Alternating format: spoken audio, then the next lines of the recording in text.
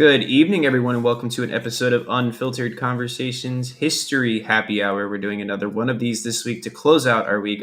We have a big anniversary coming up. Well, big to us because Petersburg's awesome.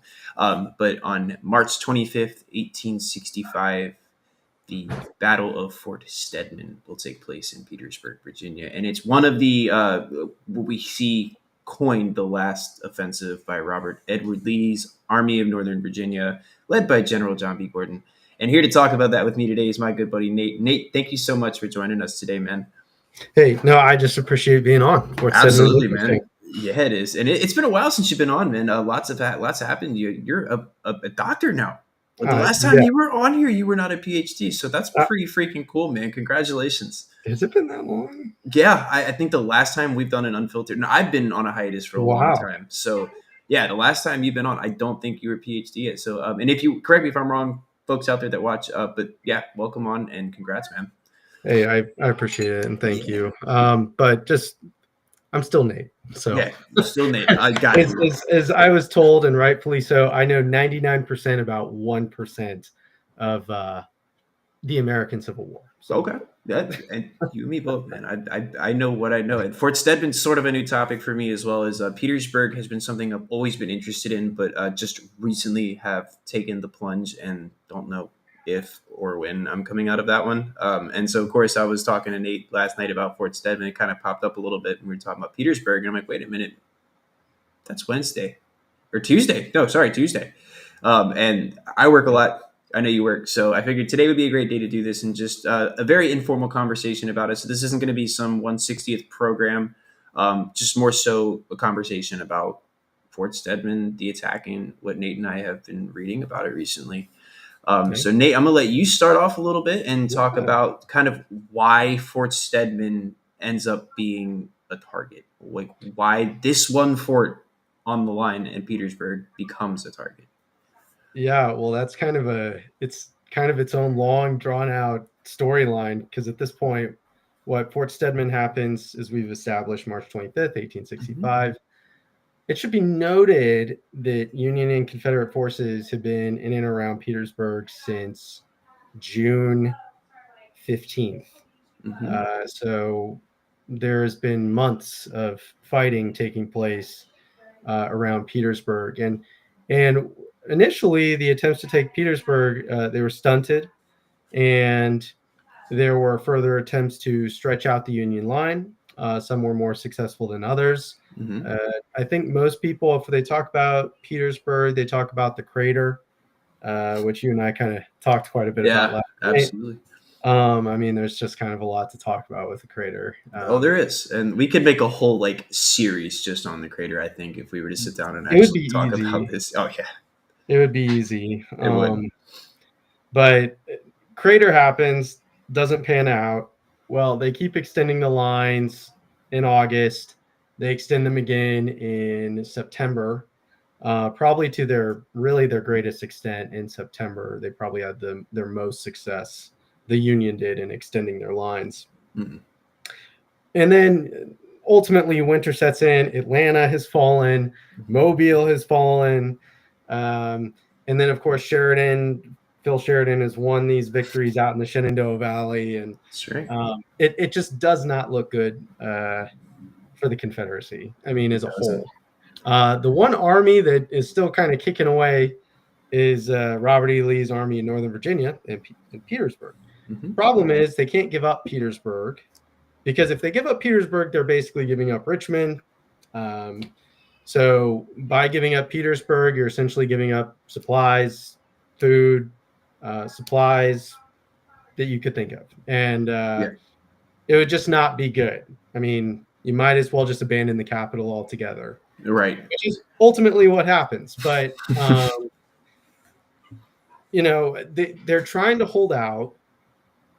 And Lee is actually put in a worse situation because in February, he actually gets promoted to general-in-chief, which, you would think that's like this great thing. And, for most people, most people would think, yeah, I'd love to be promoted to general-in-chief. It was great for Grant. But No, now all of a sudden Lee is in charge of this war effort that is just falling. It's just crumbling in. Mm. But he does realize he has a small shot. He knows he knows that if he can keep his army intact and kind of do this like George Washington thing of, as long as the armies can outlast the moral support in the north, maybe we can create some type of ceasefire. Now, again, that's really hard because Abraham Lincoln was reelected in November. So, I mean, we're talking like another 4 years, but Hmm. that's here or there. Um, so, so Lee is he's dealt this really difficult hand of, okay, I can either stay in Petersburg and continue letting Grant just kind of snake his way around the city, and it's very much like a blockade. It's not a full blown siege. It's not a full blown campaign. Right. It's a blockade. It's like a partial siege with It's like a limited. one line kind of holding the city apart, right? Like it's Yeah, not a full encirclement or an envelopment, if you will. It's just one line that goes all the yeah. It's way just like down. this Yeah, this one. I mean, it's like a little weird looking line, but it yeah. is. Um, and part of that line will consist of Fort Stedman. Hmm. Um, and Fort Stedman was actually named after Griffin Stedman, Brigadier General Griffin Stedman. There he is, right there Um, in all his glory. yep, he was. Fantastic mustache, mind you. Just have to point that out. You said he looks like Rhodes, He right? does. He reminds me of Robert Rhodes quite a bit. It's just got that like that Robert Rhodes mustache. Now Robert Rhodes is long gone, but or actually he's not. Robert Rhodes is still alive during Griffin's time alive. Actually, I take that back. Robert Rhodes doesn't die until Winchester. Winchester. Yeah, Well, they look alike. Maybe they they do. long lost Maybe, cousins. Who knows? maybe something like that. Either way, he actually saw a lot of combat. He was at Antietam, Fredericksburg, I think. Um, he was in quite a few different engagements, and he gets to Petersburg, and unfortunately, he doesn't die in a battle. He actually gets shot in the hip and is mortally wounded and dies in early August.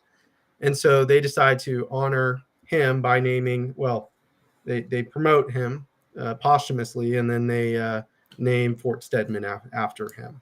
And correct me if I'm wrong, but he's killed in another attempt at mining some of the Confederate works, if I'm not mistaken. I Correct? think that's right. Yeah, it Yeah, was something like that. there was Um, never another crater debacle or another explosion that happens there at Elliott Salient when the mine blows there.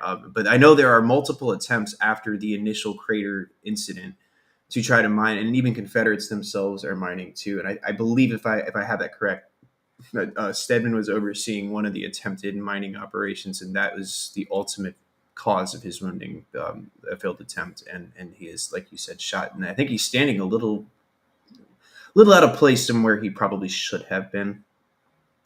yeah, Um, well, and I'd be curious to know like where he got shot. Me Like I too. know that sounds kind of weird, but like he got shot in the hip. I don't know. I just kind of feel like you could survive that one. Maybe I don't Yeah, know.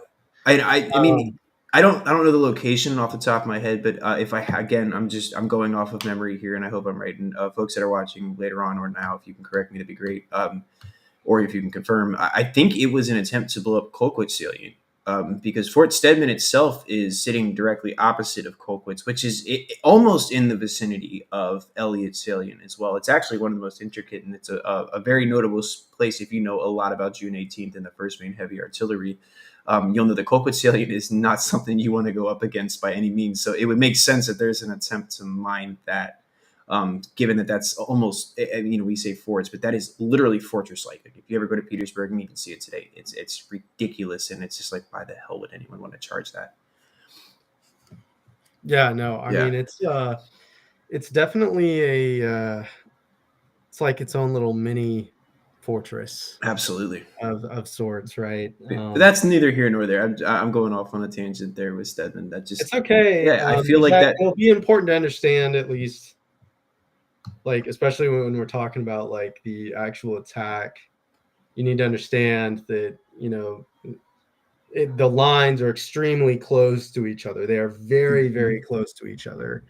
If you look at Fort Stedman comparatively to where Colquitt's salient is, it's not far. No. And good, awesome. So Yeah. like, obviously, it's not the craziest idea to maybe launch an attack there, which is what the Confederates are actually planning on doing. Because, as I had mentioned, Lee has only a few options here, which one of them being, okay, well, we can try to abandon Petersburg and go link up with Johnson's army. Um, but if they try to do that right away, it's possible they could get caught trying to leave the trenches, and that could turn into a total rout if the Union catch them doing that, Right. and their army would just disintegrate It doing so. would, and that's something that I was thinking about today because obviously I was, you and I both were preparing for this. I started looking at like Sheridan's on his way back, and that's going to bolster Grant's numbers by a lot, and it's going to cause Lee to be even more outnumbered than he already is at the given time. And if he was to just abandon his works, he's going to have an even larger force coming after him almost instantly, and maybe not Sheridan immediately because again he is en route to reinforce Grant at this time. But Johnson himself isn't faring very well because a fellow named Sherman's actually working his way up to North Carolina, if not in North Carolina at the time. And the amount of men that Johnson has, he's only really able to annoy Sherman's army at this point. He's not really able to launch anything that's going to be significant or carry any victory for him. It's just going to be kind of an annoyance against Sherman's army. So, Lee, I think it's a great thing you brought that up because that's one of the decisions I think Lee almost balks at immediately. He's like, no, I don't think that's going to be a valid option. Well, and I think Yeah. another big problem is simply the rebel supply lines. Yeah. I mean, Lee is going to have to figure out, okay, well, how am I going to feed and supply my army as I'm leaving here, because they're going to get a hold of Petersburg, and I need to be able to find food in place Mhm. for my army in order for us to get to Johnson, which is what he'll really struggle with during the Appomattox campaign, especially. And so he needs time. He needs time to do this because this is going to involve some careful preparation here. So an idea that's brought up is, well, we could attack. And I'm sure initially everyone's like, no, it's not a good idea to go and attack these fortified places. Right. They've Just had ba- a lot of time to fortify too at this point. This is yeah, March of 65. This isn't early 1864 or mid 1864 where they're just now digging these fortifications. They've had time. and they've gotten really good at it. Both sides have gotten really good at it. Yeah. So um, either way, they're going to have to figure out how to break through those defenses. Well, they do decide ultimately to attack Fort Stedman, and it's going to, that whole planning, the attack and preparation for it will be given to General Gordon. General Gordon. John B. Gordon. He Yeah, looks like he had a bad day in this picture. just yeah. Yeah. He just looks angry. Just like, I don't know if it was the case that Fort Haskell over Stedman. Yeah. Yeah, I agree. Any fort over Stedman. either way, Anthony's not a fan of John B. Gordon, apparently. it's okay. Yeah. I don't imagine many people are. No. Pretty sure someone peed in his Cheerios. Yeah, it looks like he did. Yeah. But he's going to be the one leading this assault. Now, it's not to say John B. Gordon was I'm not going to say he was like a bad general. I mean, Right. he's definitely not going to be subpar. He definitely had some good showings elsewhere. I don't follow. There's that industrial complex myth again. Yes.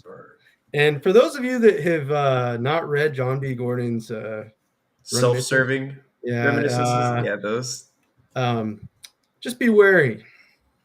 It's very difficult to tell between fact and fiction in that, but he had a lot of I don't know, grandiose ideas within them. Yeah. Could have And been a Josh great. comes in to boo him too. I love the booing that's going on for John Gordon right now. Yeah, I I need to know. get There's this. a lot. I should probably just move on. Yeah. Okay, so John Gordon, he's gonna take command of this whole attack, and they are actually going to put together a pretty sizable force for it, which is it's pretty impressive at this point because It's close to half of Lee's army at that point, right? Yeah, like it's yeah, not small. um, in the one there's a little side note that'll be important later. Mm. Lee's army after January, the Army in Northern Virginia soldiers start deserting in large numbers. Desertion rates skyrocket. Um, and by the way, Grant and the rest of the Union High Command is perfectly okay with it. And in fact, they're Come actually on over. okay Like, when their soldiers go and talk to Confederate soldiers at night because they basically convince them to like surrender, give themselves up, and they just come over and get captured. So these desertions are very common to see, especially in nighttime. That'll be important later. you're right. And in this sector specifically, because the lines are so close, they're not unfamiliar with Confederate desertion over there at Fort Stedman either. This is something that they're seeing on almost a regular basis. So yeah, I'm glad you brought that up too, because I was looking at that today and just like the fraternization between the two armies in this sector alone. Because again, there are some places where it's 2 miles of no man's land, and then you have like this itty bitty little no man's land that could almost rival 100 yards. So Yeah. you're not, yeah, that's a good point to bring up for sure.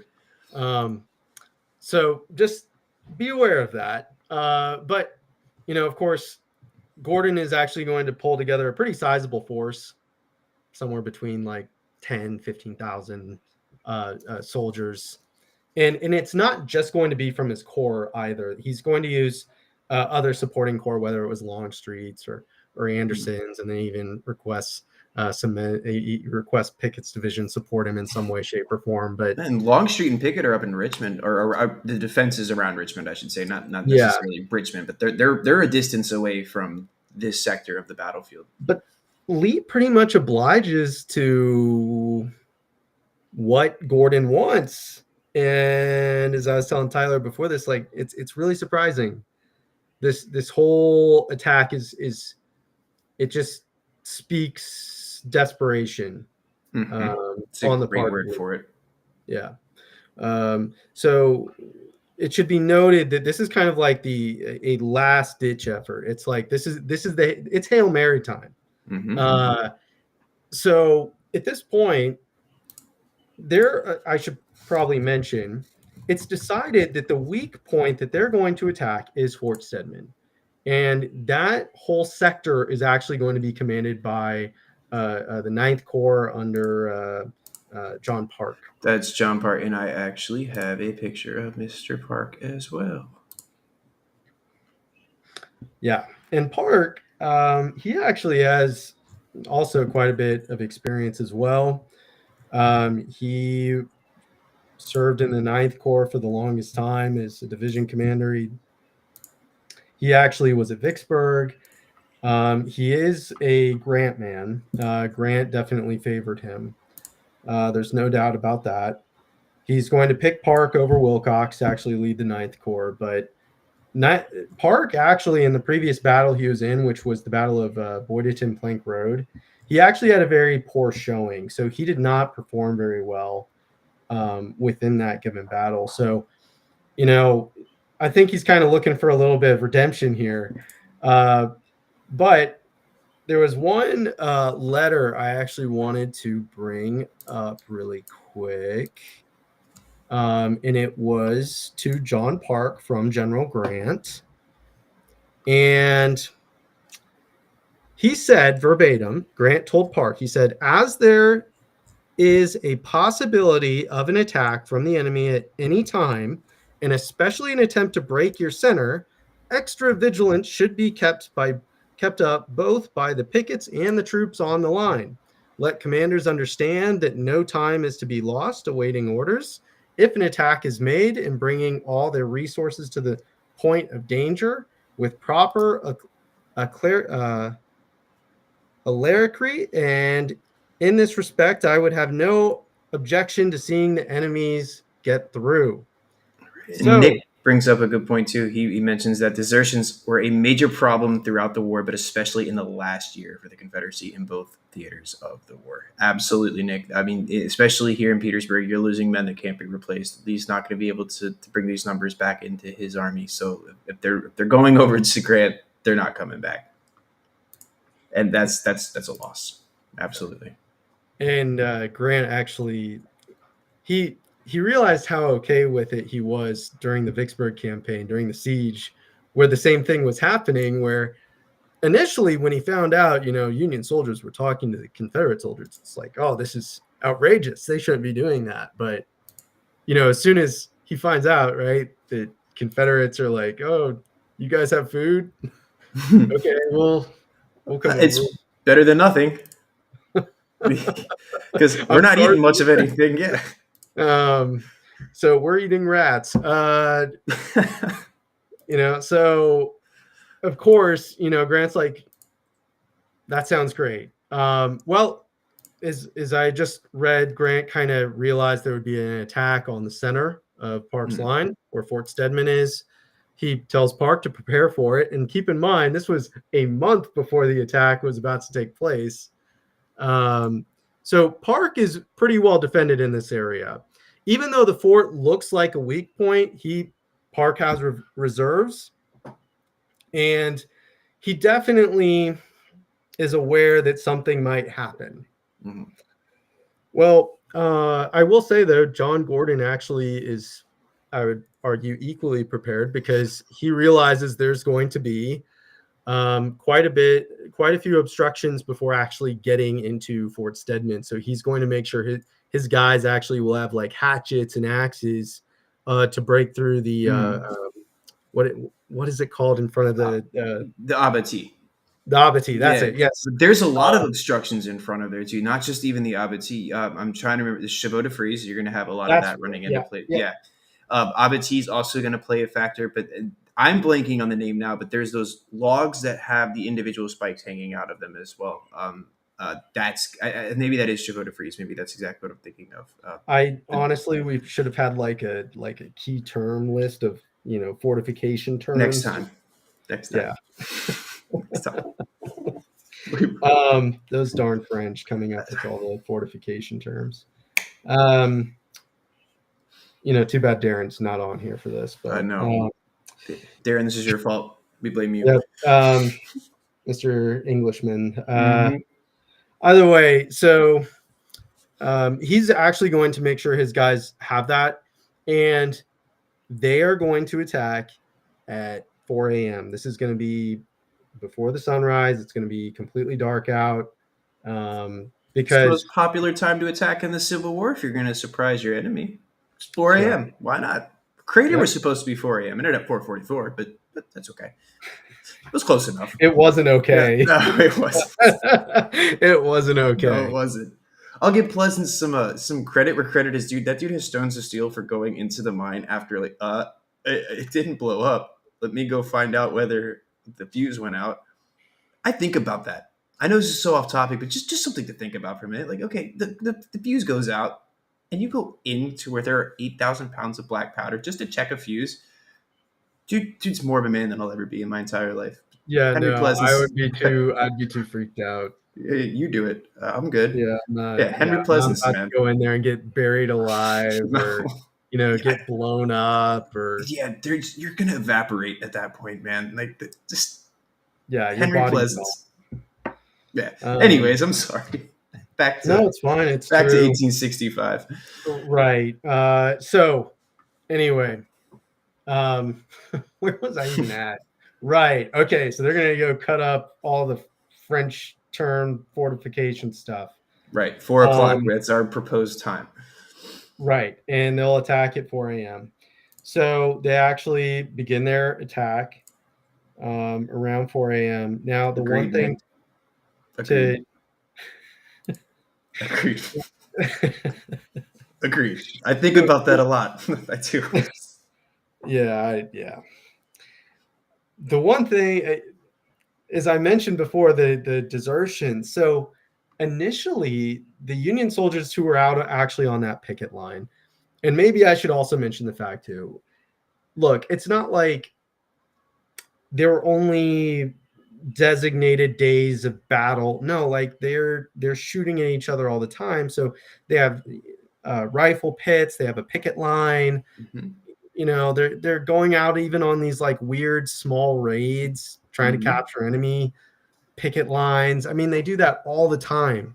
So one thing to keep or to make note of here is when Union soldiers first see those Confederates coming at them, they're probably thinking one of two things.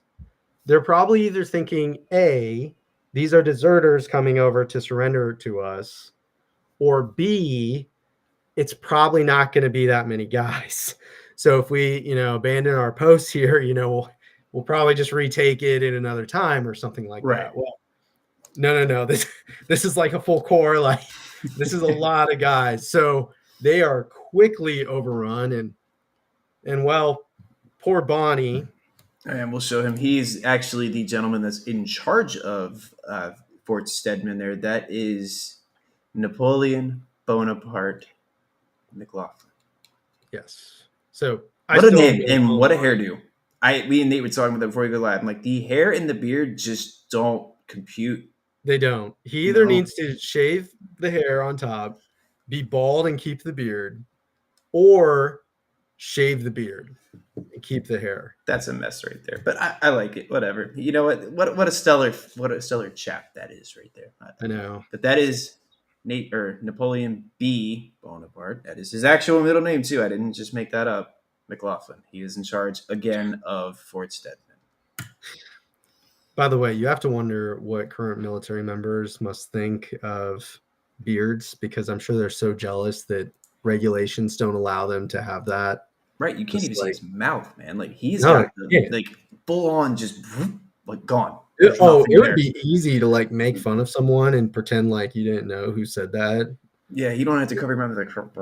Yeah, I mean, like it's like his mustache is covering his mouth. Little hairdo. And one thing you noted, just to circle back a little bit to the initial assault, and when you were Oh talking yeah, about sorry. them being Go ahead. no, you're fine. With the overrunning, in fact, when the assault is going to be launched, there's an order given. Well, I wouldn't say it's an order necessarily, but there is going to be a designated shot fired to send the first few men forward. And now the first few men forward actually have a delegated task. There is going to be a removal of all the obstructions, like you said earlier, that there are these massive obstructions to the Chemin de Frise and the Abattis that Nate and I were trying to figure out what was what, the French stuff. Just imagine a bunch of wood that sucks and that is going to hamper you from actually making it into the works. All that needs to be removed. In fact, they had to remove even a piece of what do you want to call it, obstruction from Colquitt salient, their own salient. And you have the lines again so close, and they're so used to being around each other. There's almost this unwritten rule that if it's not necessary to shoot the enemy in front of you, if you're not absolutely in the middle of a combat situation, you don't need to shoot the guy in front of you.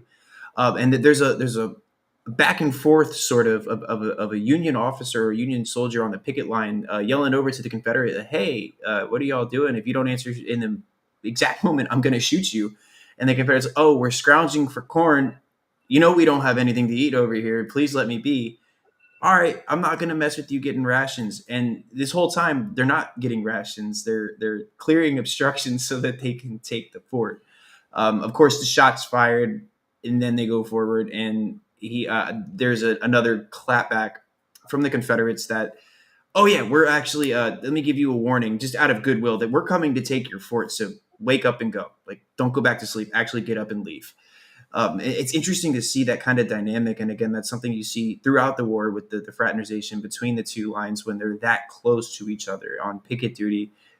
There's just that unwritten rule that you don't shoot, even in the midst of the Petersburg campaign in 1865. This is happening, and this is something that, of course, John Brown Gordon writes. So maybe it happened, maybe it didn't, but it is something that is noted from Gordon's reminiscences, and maybe something worth noting because it's not completely unbelievable considering the fact that this does happen almost daily with the men being that close to each other.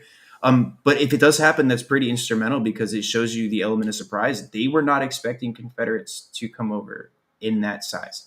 But again, the first wave, if you will, were not armed men with rifles. This is men armed with pickaxes and tools to dismantle obstructions to allow the men with rifles to get across. Well, and I'm glad you actually brought that up because I think that speaks to how their fortifications actually changed because Mm-hmm. the Confederates are having to move their own obstructions out of the way.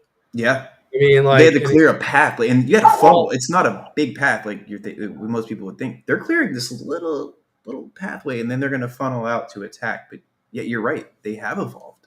well, and it's not like, in World War One, right? It's like you always imagine, the ladder. I mean, it's the ladders that get placed against the Yeah. trenches, and they start climbing up, and then they're just like running. That's not the case. I mean, not in Mm-mm. this instance. They're like actually moving stuff. You Right. know, And it's a Nick lot. brings a good point too. Imagine how much darker it was back then without the light pollution we have today. You probably Yeah, couldn't see that's what was true. happening. That plays a huge part into the assault, actually. Um, Which Confederates placed a white, I think it was like a white cloth, I think like on their yes, they did. armbands, Hmm. to actually like acknowledge, okay, like that's my guy there. Right, they did. But I'm curious though, like it's dark. I mean, it's 4 a.m. I mean, Yeah, and there's no light pollution like we have today. So, and I think the white cloth was actually only for, again, the people removing obstructions.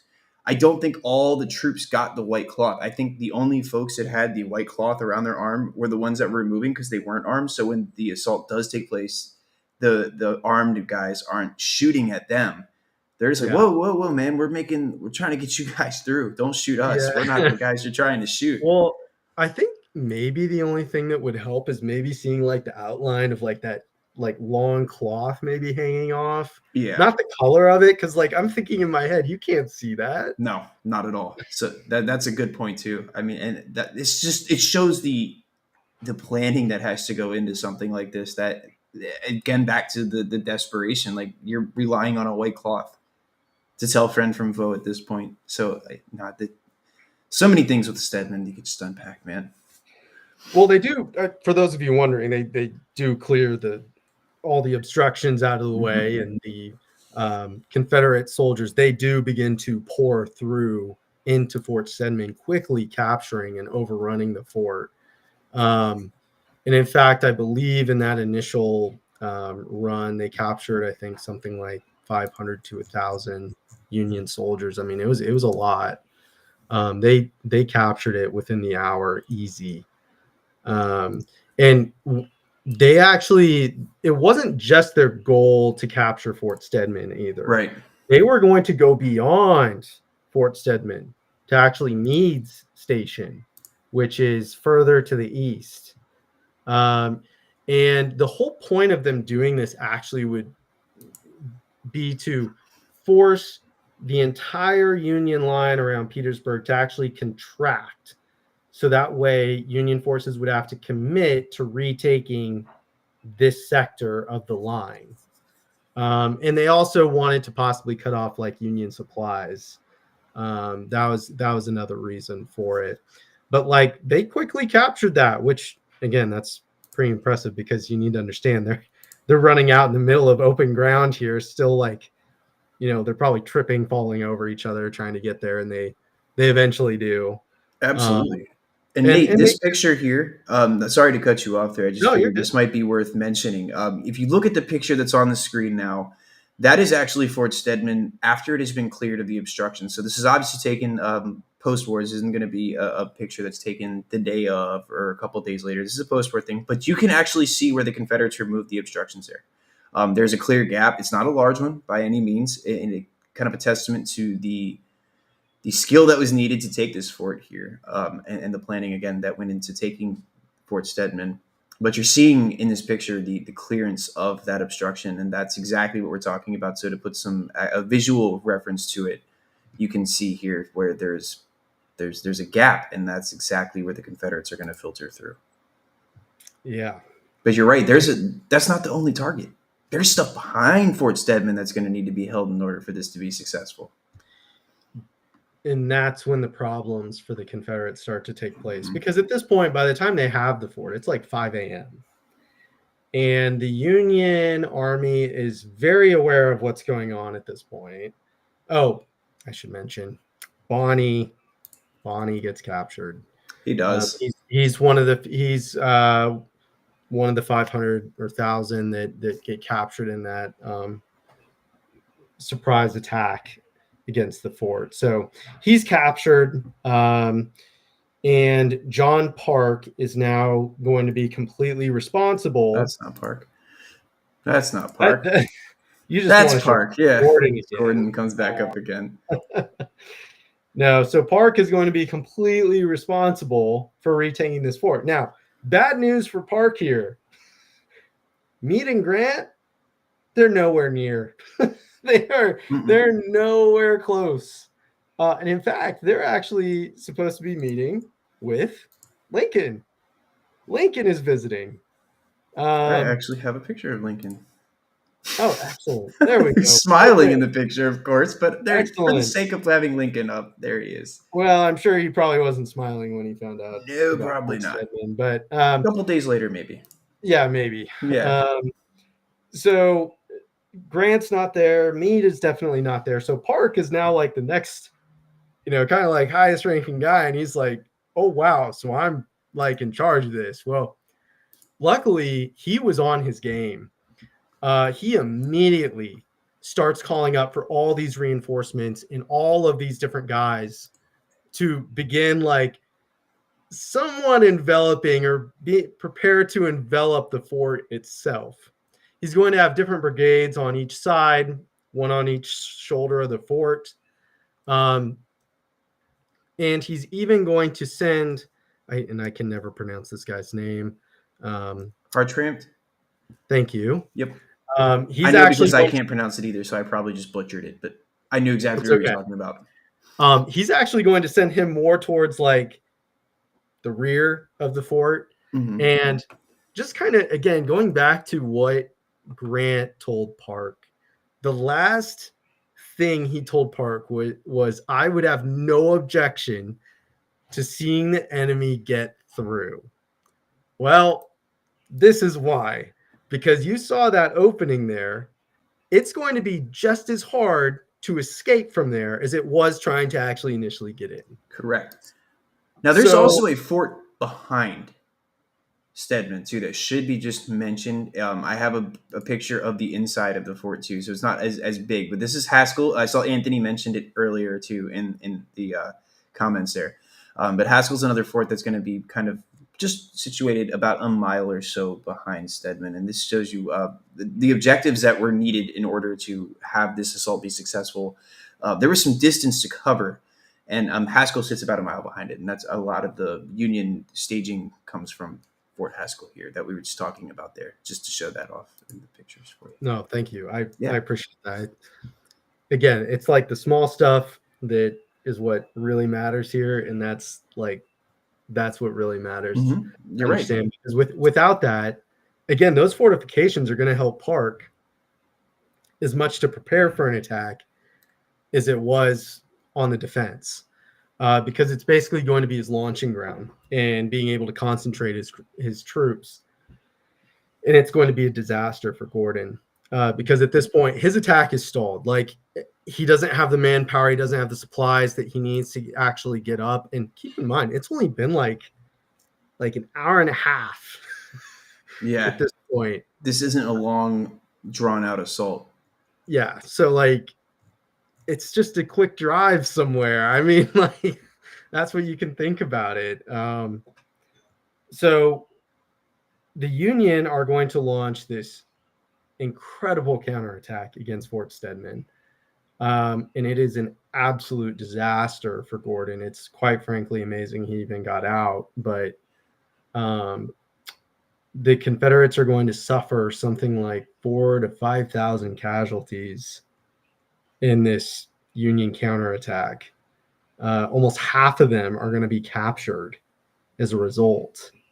And that's, and I don't know how much of either Lee or Gordon took into consideration the fact there's multiple forts along these lines, and they were always objectives. But the one thing to note, though, there's only a few ways in and a few ways out. I mean, they cost a lot of lives for a reason, because when you're funneling men into a particular area, they become easy casualties at this point. Um, Fort Mahomes, it's another great example during the fall of Petersburg, where you have the Union Army funneling into this fort, and Mississippians are just killing them left and right. Right. So it's going to be important to realize here that as the Union are completely enveloping this fort, the Confederates now are like stuck. They want to get out, and Lee will actually give the okay for them to actually abandon um, the objective and fall back. Um, and it's going to come at a huge cost. Huge cost. Anything you want to add, by the way? No, I think you've covered that very well. And like again, this is something that Lee is doing out of desperation in order to try and maybe just prolong the inevitable at this point. Um, Going back to the beginning of this whole assault and why it comes to fruition, it Lee even has an opportunity to sue for peace on his own. He's not going to be able to because Jefferson Davis denies it, and Richmond itself is still in this denial that they need to evacuate Richmond, which is what necessitates this assault in the first place. Is because there is a failure in Richmond to realize the gravity of the situation that's at hand. Now, with Sheridan reinforcing, Sherman moving his way up North Carolina, Johnston being completely just drained of troops because of Sherman's march up north, there isn't much left for Lee to do, which is why he ultimately trusts Gordon with this. What do I say for this? This one hell of an idea. We'll call it that. He trusts it because it's really his last ditch effort. Um, this is going to carry some severe weight in the very near future, just days after this. By the way of Five Forks, which we could definitely, like, when we do part two of this episode, if you want to call it part two, whatever you want to call that. Five Forks is basically a direct result of the debacle of Fort Stedman. Yeah. There are things that this assault will bring on to just help expedite the Confederacy's end. And Fort Stedman, I think, is really the death knell of the Confederacy on the Petersburg front. Of course, you have the assaults in April 2 and April 1. I mean, and things like that are obviously what really drive the Confederates out. But this is that first nail in the coffin, if you will, if you want to get proverbial. This is what's really going to stop the Confederates from having any type of advantage here in Petersburg. And Gordon takes half of the army to execute this maneuver, and it fails. The Ninth Corps is the one. It's a redeeming thing for the Ninth Corps, and it's not something they really have to put much effort in. It's almost handed to them on a silver platter. And damn it, does the Ninth Corps need this? Because the Ninth Corps has had none other than Ambrose Burnside as their leader, and I feel bad, just a smidge for Burnside when it comes to his dismissal. Ultimately, Park being in command was the best thing that could have ever happened to the Ninth Corps, um, by a long shot. Nick actually's got a comment.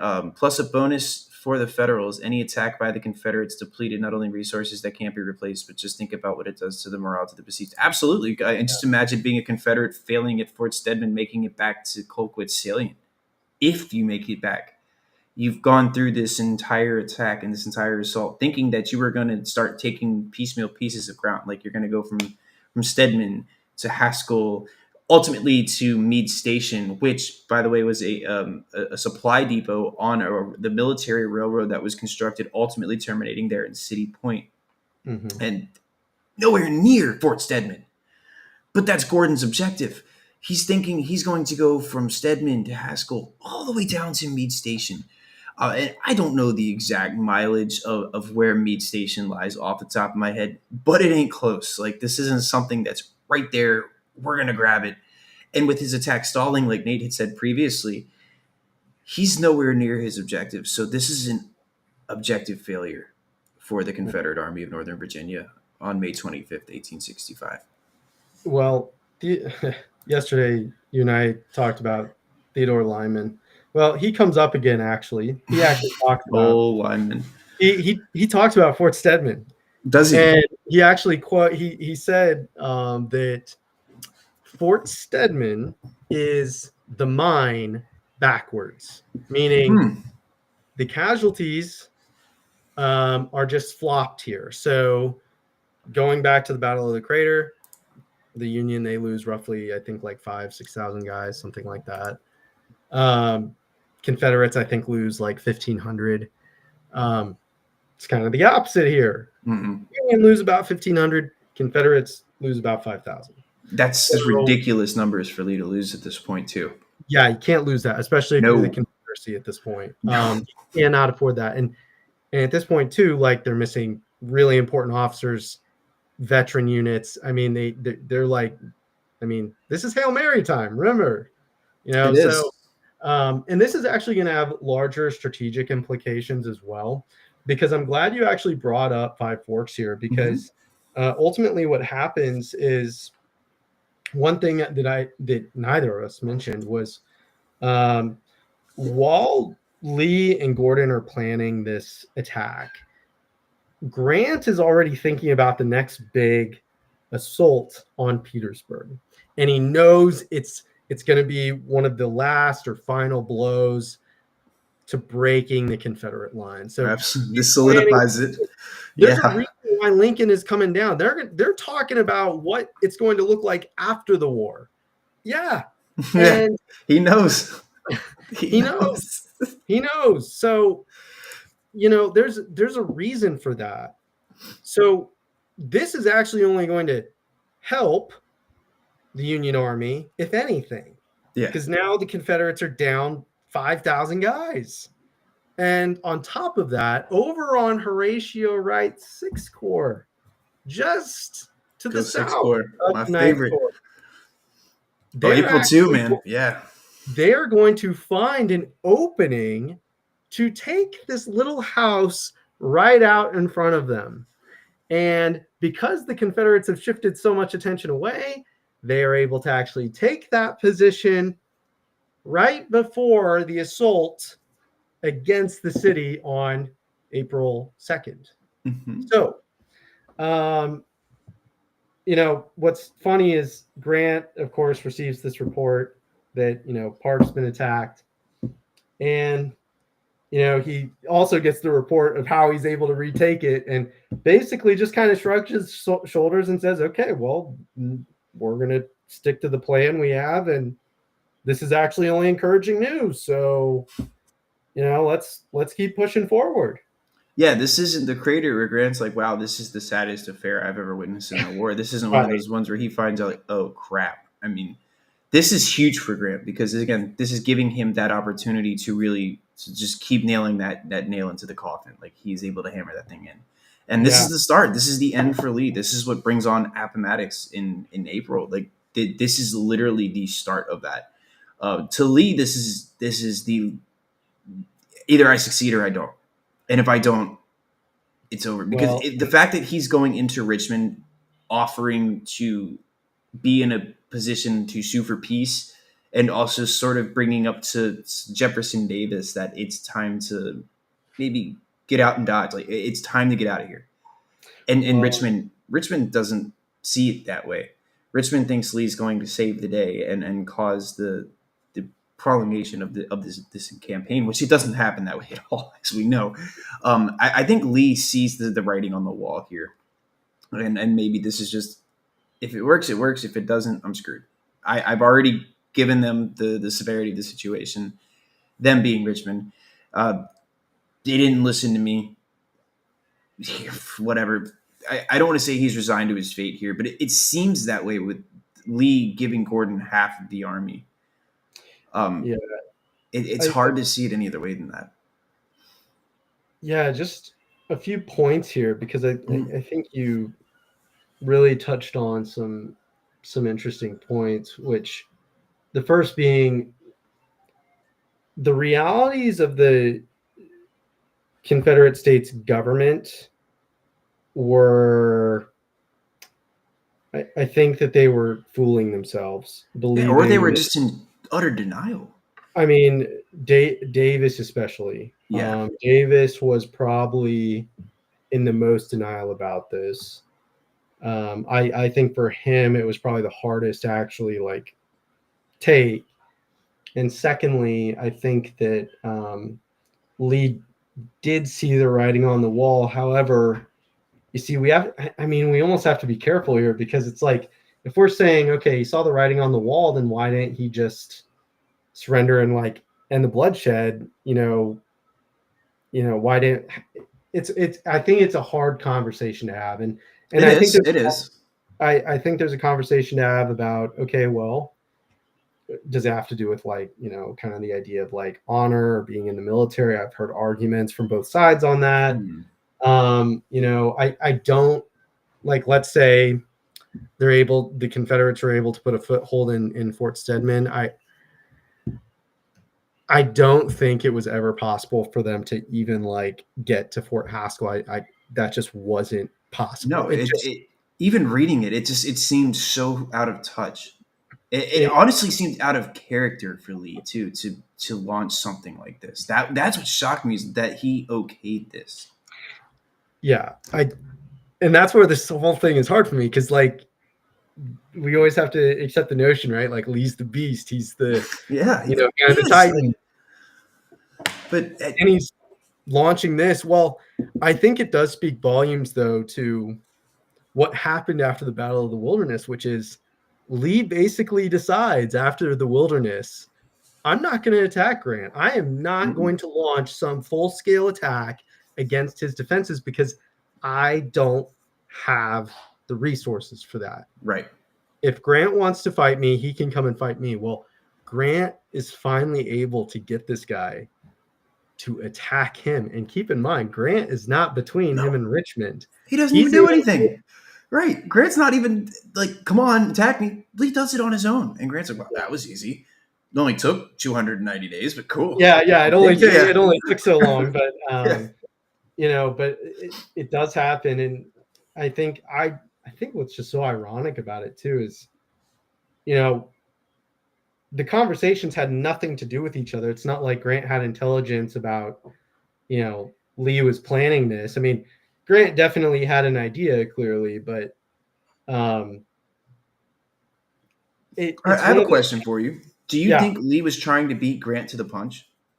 Do you think Lee was, because when I was reading today too, it seemed like when Grant gets the numbers, and if I have this right, I think if Grant was entirely reinforced, and let's just entertain, I hate to do counterfactuals here, but I'm just trying to put myself in Lee's thinking. Do you think Okay. maybe Lee was considering, okay, if Johnston comes to me, I've got 80,000 at best, maybe, but Grant's got close to 200,000 when Sheridan reinforces him, and Grant's able to pull all of his troops into his Petersburg front. Do you Well, think Lee was trying to beat Grant to the punch at an offensive? Because I'm sure that Grant's the kind of guy that would launch that offensive when he has the numbers. Because he knows that this is his best game right now. Like, Lee doesn't have it, I do. This is what needs to be done. Do you think that maybe Lee is just trying to maybe get the one up, or trying to get that advantage by striking first? well, I think there's a few things that kind of come into play here. I mean, just first to address Lee wanting to concentrate with Johnson.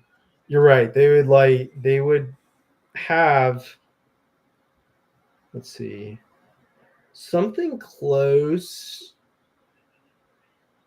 to, I think he would have close to 100 to 110,000 guys, because Really? Is that I now know on paper or physically, like musket I mean, carrying men? at least on paper, right? Because Right. we know that during the Appomattox campaign, Lee is able to actually leave Petersburg with almost close to like 60,000. Nick just brought up a very valid point, not to cut you off. For Lee as a No, soldier, it's he fine. had orders to keep fighting and not surrender, and that was a part of the system of honor and moral responsibility. Right, and that's Yeah, what I think yeah, I that's agree what with I that. mentioned.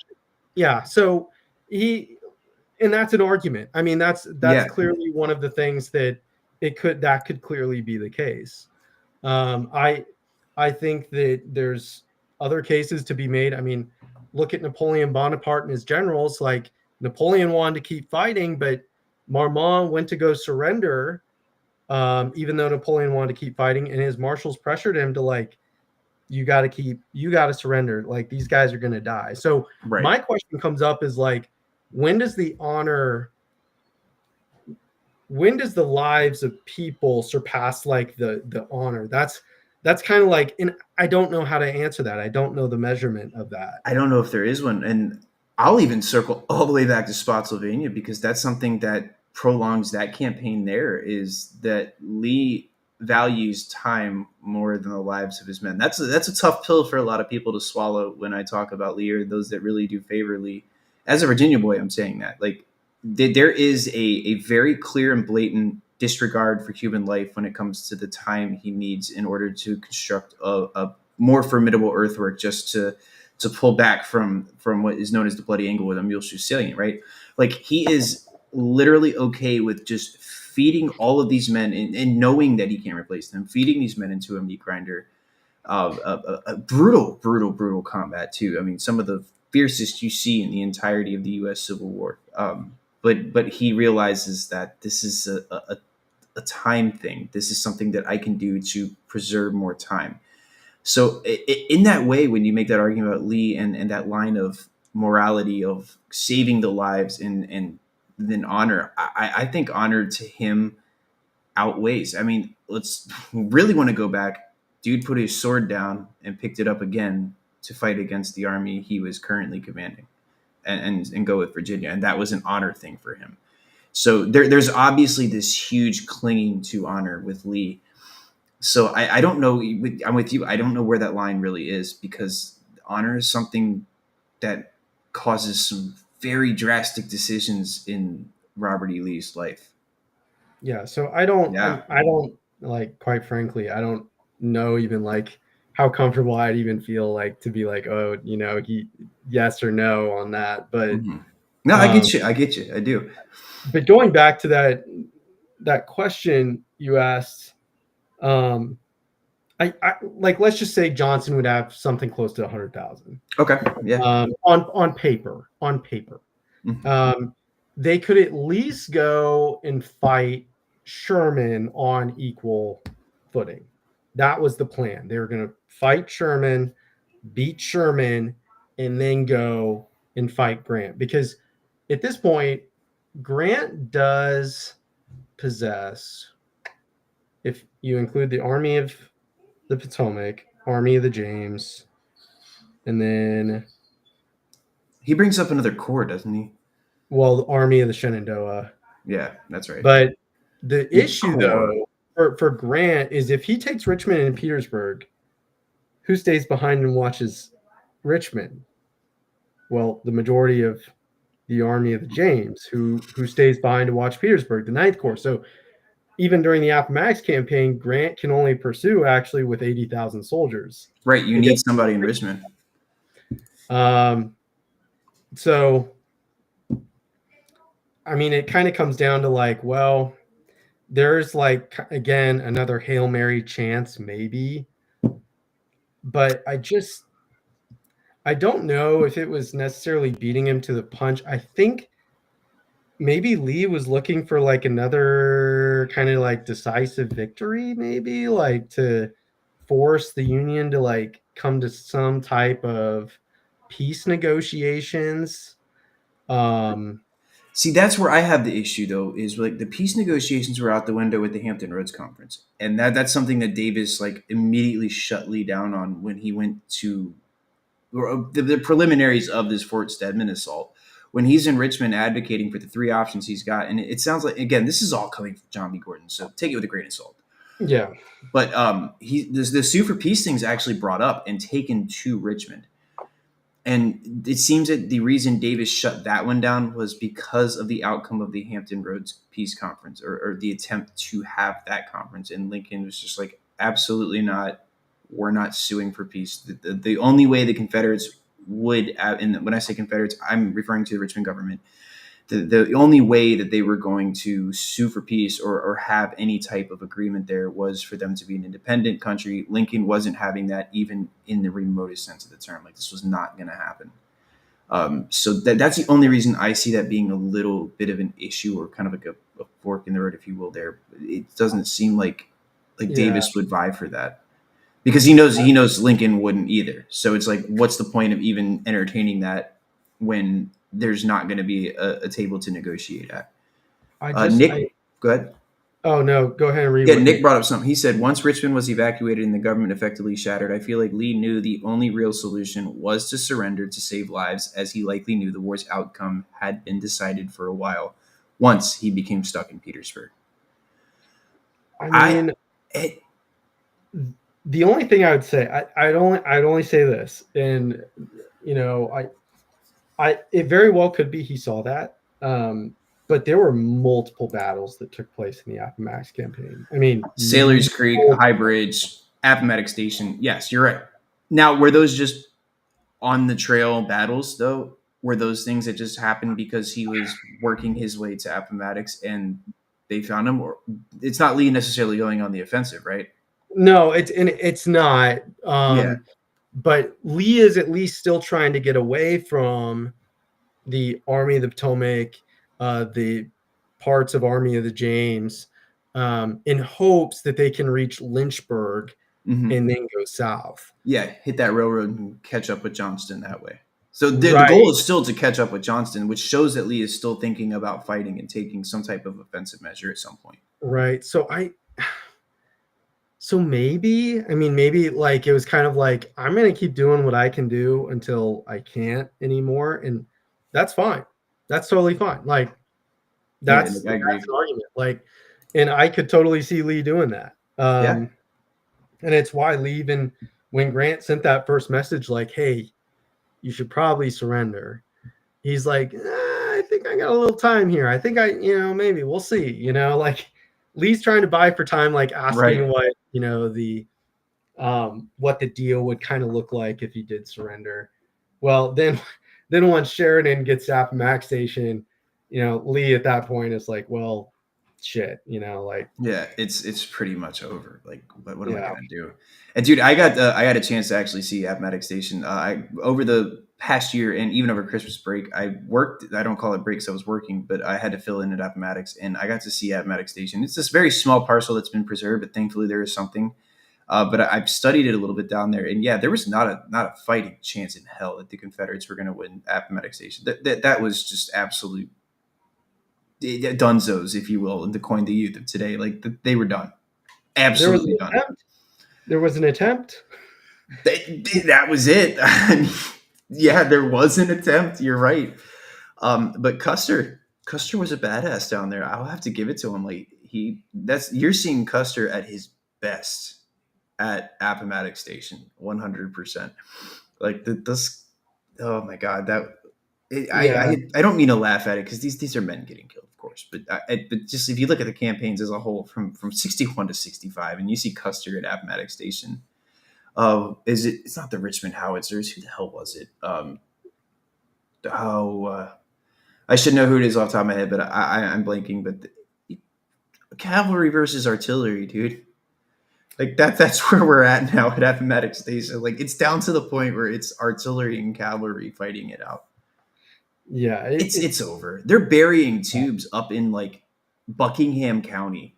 because that just shows there's so many just individual units that know they're done, that they're like, well, we don't want to surrender our pieces, and we don't want the Right. Federals to capture them, so they're burning and burying. So like they would burn tubes. I don't know why they thought that was a logical thing to do. It didn't necessarily work because the Federals went and dug them up after they captured the No. Confederates as prisoners. Well, and one of the biggest, I mean, if you look at Sailor's Creek, I mean, Lee lost, what was it, like a third of Ewell his goes army again there? too. He pulls Ewell out of Richmond, and then he's gone. Yeah, Ewell, yeah, that's right. Ewell's captured at Sailor's Creek, right? he is. Yeah, captured. Yeah, After he recently was married to his cousin, I think, just that's a right. few weeks before or Zinka something Brown, like or that. yeah, that's right. And he had his son-in-law on the staff. Yep. Oh, good old Ewell. I think about these one-legged commanders sometimes. I'm gonna go back to the crater for a second. Bartlett and his cork leg in the crater. That that should be a monument somewhere. They should build a monument and actually put a cork leg up, because that was a fun story to go. Anyways, I'm going off on a hell of a tangent No, there. it's fine. Yeah, I I'm mean, going hey, they to. did it for Benedict Arnold at They Saratoga. did. They did. There needs So to be a big old cork leg somewhere at Petersburg for yeah, Bartlett. 'Cause Bartlett gets the shit end of the stick for sure. yeah. Yeah, especially when he's paraded around Petersburg the way he was. Like dude didn't even lead the regiment he's being paraded around with, and the Confederates just trash him at Petersburg. It's so sad to see that, but again, it's just a testament to this campaign alone, and something I was actually telling my fiance earlier. I'm like, if you look at every single battle up until this point, and just see how this plays out, this is so different than anything else in the war. Petersburg is its own different animal. It's almost like it's a different war. And it's crazy. You go from Cold Harbor, and then the dynamics of warfare for the Civil War just completely change when it comes to Petersburg. And it's like that too. June 9, boom, everything's different. I All the way think, until Appomattox. yeah. I mean, I think what is kind of crazy is, the Overland camp, like the Overland, and that's why it's hard for me to really characterize everything, because like I still think Humphreys probably had it right in just characterizing the whole thing as the Virginia campaign. But I like like that. I like that term. I'm really starting. That's growing on me. I like it. because it's just so, I mean, it's so fluid. Everything is just, it's always changed. I mean, the objective is the same. It's Lee's Yeah. army. That never changes. It's Mhm. just like how they're doing it kind of like morphs, and everything's fluid. And Well, Tim made the like, comparison last night. Normandy campaign. How many individual battles take place for that? We still call it the Normandy campaign. Why would I'm sure he's used that with you too, but like to hear that, I was just like, holy crap, dude! I can't. I'm sitting here trying to find something to argue against it. I'm like, I've got nothing. You've got me there. That A. no, Humphreys for the win, man. I know, Yeah. I know.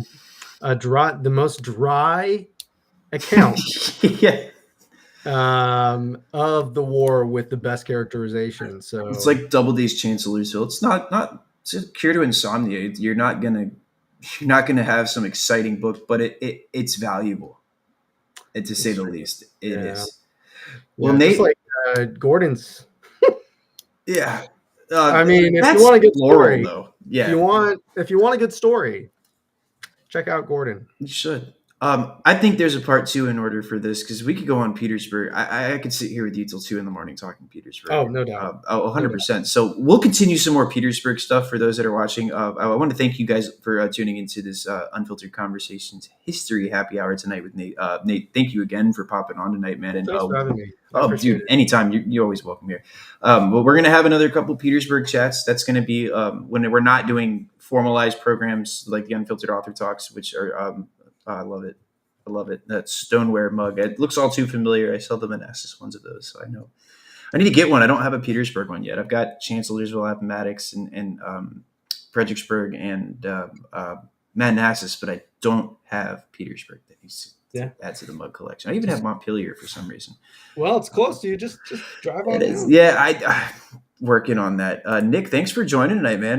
Yeah, thanks. Really glad you took part in the conversation, and I can definitely check back for some more Petersburg chatting because we'll be doing it soon. But for everybody watching at home, thank you guys again so much. If you haven't caught this live, catch it as a podcast later. It'll be up on Spotify roughly in the next hour or so. But Nate, thanks again, man, and y'all at home.